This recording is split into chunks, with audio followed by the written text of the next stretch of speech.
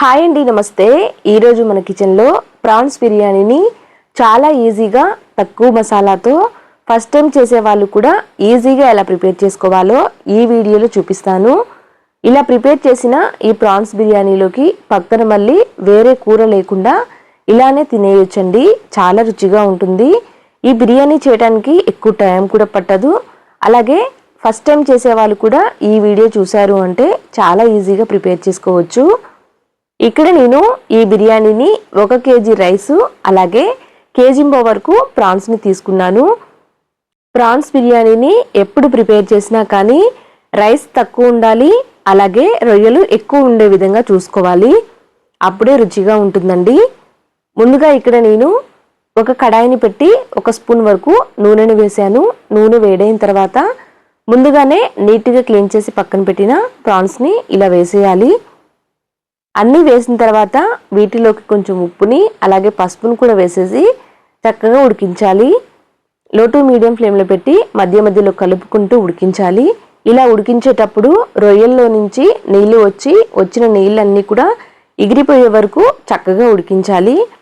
ఇక్కడ నేను కొంచెం ఉప్పుని పసుపుని వేశాను కదా, అంతా కూడా చక్కగా కలిపేసి మూత పెట్టి మీడియం ఫ్లేమ్లో పెట్టేస్తున్నాను. మధ్య మధ్యలో కలుపుకుంటూ చక్కగా ఉడికించాలి. ఇక్కడ చూడండి, ఒక 10 నిమిషాలు ఉడికించిన తర్వాత మళ్ళీ చూపిస్తున్నాను. ఇలా నీళ్లు ఊరుతాయి కదా, ఇలా నీళ్లు ఊరిన తర్వాత ఇప్పుడు మూత తీసి కలుపుకుంటూ ఈ నీళ్ళన్నీ కూడా ఎగిరిపోయే వరకు ఉడికించాలి. ఇలా ఊరిన నీళ్ళన్నీ కూడా ఎగిరిపోయే వరకు ఉడికించడం వల్ల రొయ్యల్లో నుంచి స్మెల్ రాకుండా ఉంటుందండి. ఇక్కడ చూడండి, ఇలా కలుపుకుంటూ వీడియోలో చూపిస్తున్న విధంగా ఉడికించిన తర్వాత ఇప్పుడు వీటిని పక్కన పెట్టేసేయాలి. ఆ తర్వాత మిగతా ప్రాసెస్ చేయాలి. ప్రాన్స్తో బిర్యానీ చేసేటప్పుడు ఖచ్చితంగా ప్రాన్స్ ఎక్కువ ఉండే విధంగా చూసుకోవాలి. రైస్ కంటే నార్మల్ బిర్యానీలోకి అయితే సమానంగా ఉన్నా సరిపోతుంది, కానీ ఈ ప్రాన్స్తో చేసేటప్పుడు మాత్రం రొయ్యలు కొంచెం ఎక్కువగా ఉండే విధంగా చూసుకోవాలి. అప్పుడే వేరే కూర లేకుండానే అలానే తినేయొచ్చు. నెక్స్ట్ ఇప్పుడు తగినంత నూనె వేసి నూనె వేడైన తర్వాత చాలా సన్నగా కట్ చేసి పెట్టిన ఉల్లిపాయ ముక్కలు, పచ్చిమిర్చి ముక్కలు వేశాను. అలాగే ఉప్పు, పసుపు కూడా వేసేసి ఫ్రెష్గా దంచి పెట్టుకున్న అల్లం వెల్లుల్లి పేస్ట్ కూడా వేసేసి అంతా కూడా చక్కగా కలిపేసేయాలి. ఈ ఉల్లిపాయ ముక్కల్ని మగ్గించాలి లో టు మీడియం ఫ్లేమ్లో పెట్టి. వీడియోలో చూపిస్తున్న విధంగా ఇలా కలిపిన తర్వాత ఇప్పుడు మూత పెట్టేస్తున్నాను. ఉల్లిపాయ ముక్కలు చాలా సన్నగా కట్ చేసుకోవాలి, అలాగే కొంచెం ఎక్కువగానే తీసుకోవాలి. వీడియోలో చూపిస్తున్న విధంగా ఇలా మూత పెట్టి ఒక 5-6 నిమిషాల పాటు ఉడికించిన తర్వాత మళ్ళీ చూపిస్తున్నాను చూడండి. ఇలా మగ్గించిన తర్వాత నెక్స్ట్ ఇప్పుడు రుచి తగినంత కారం కూడా వేసుకోవాలి. కారం వేసిన తర్వాత కారంలోని పచ్చివాసన పోయే వరకు చక్కగా వేగనివ్వాలి.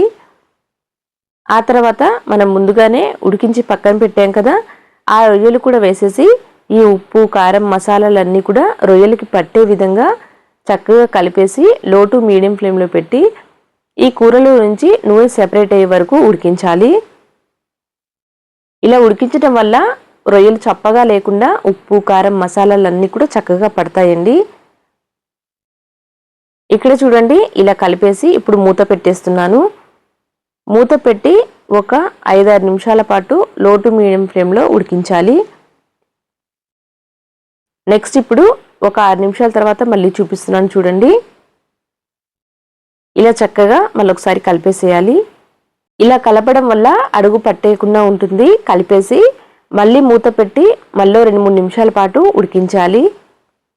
ఇలా మధ్య మధ్యలో కలుపుకుంటూ ఉడికించినట్లయితే అడుగు పట్టేయకుండా ఉంటుంది. అలాగే ఉప్పు, కారం, మసాలాలు అన్నీ కూడా ఈ రొయ్యలకి చక్కగా పడతాయి.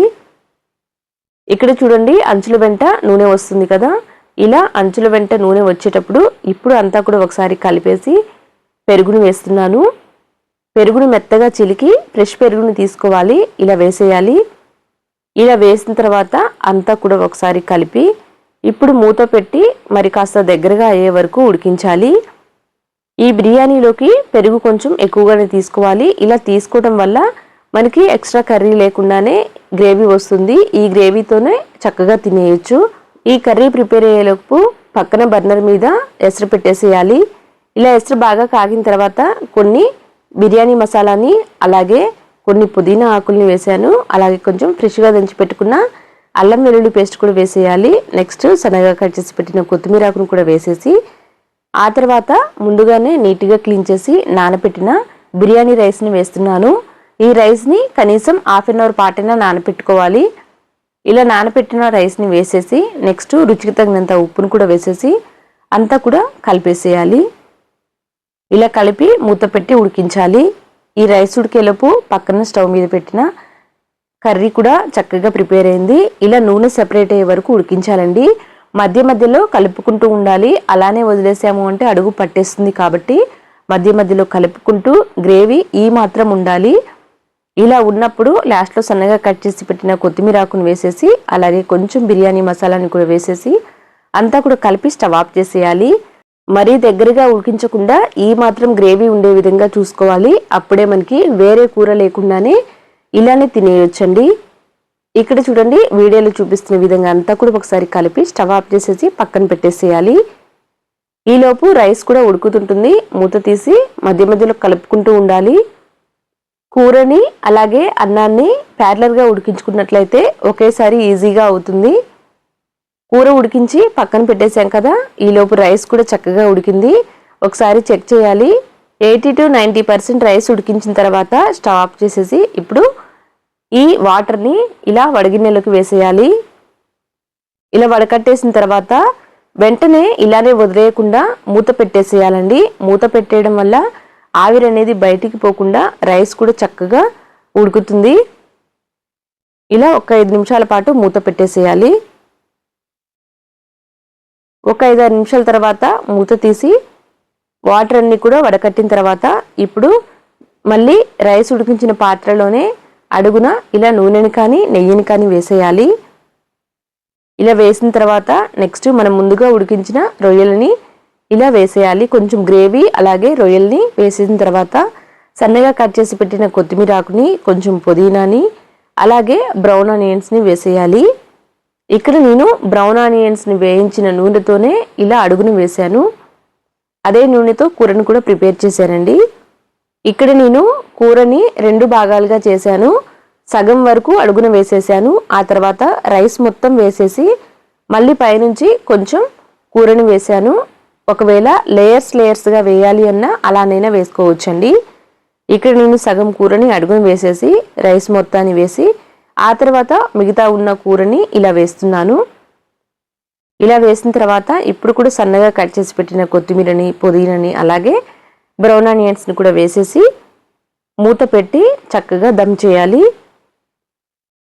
ఇలా ప్రిపేర్ చేసిన బిర్యానీ చాలా రుచిగా ఉంటుంది. ఎక్కువ టైం పట్టదు. అలాగే ఎక్కువ మసాలా కూడా వేయకుండా ఇంట్లో ఉన్న మసాలాతోనే చాలా తక్కువ మసాలాతో ఫస్ట్ టైం ప్రిపేర్ చేసే వాళ్ళు కూడా ఇలా చేశారు అంటే చాలా బాగా నచ్చుతుందండి. టేస్ట్ కూడా చాలా బాగుంటుంది. ఇలా వేసిన తర్వాత లాస్ట్లో కొంచెం మనం వడకట్టిన తర్వాత వాటర్ ఉంటాయి కదా, ఆ వాటర్ని ఇలా వేస్తున్నాను. ఇలా వేసేసి ఇలానే స్టవ్ మీద పెట్టేయకుండా అడుగున ఒక ప్యాన్ పెట్టి ప్యాన్ బాగా వేడైన తర్వాత ఇలా బిర్యానీ పాట్ పెట్టి మూత పెట్టి లో టు మీడియం ఫ్లేమ్లో ఒక 5-6 నిమిషాల పాటు దమ్ చేయాలి. ఎక్కువ మంట పెట్టాము అంటే అడుగు పట్టేస్తుంది కాబట్టి చాలా తక్కువ మంట మీద ఒక 5-6 నిమిషాలు దమ్ చేసేసి స్టవ్ ఆఫ్ చేసేయాలి. ఒకసారి చెక్ చేస్తున్నాను చూడండి. ఇలా గరిటెతో చూసి చక్కగా దమ్ అయినట్లయితే స్టవ్ ఆఫ్ చేసేయాలి. బిర్యానీ ఎప్పుడు దమ్ చేసినా కానీ అడుగు మందంగా ఉండే పాత్ర తీసుకోవాలి. అలానే పెట్టేయకుండా ఇలా ప్యాన్ మీద పెట్టాము అంటే చాలా బాగా దమ్ అవుతుంది. ఇప్పుడు స్టవ్ ఆఫ్ చేసేసి వెంటనే సర్వ్ చేయకుండా ఒక 5-6 నిమిషాల పాటు పక్కన పెట్టేసాము అంటే చక్కగా పొడి పొడిలాడుతూ రుచిగా బిర్యానీ ప్రిపేర్ అవుతుంది. చూశారు కదండి, చాలా సింపుల్గా బిర్యానీ ప్రిపేర్ అయింది. అంతే అండి. Thank you for watching.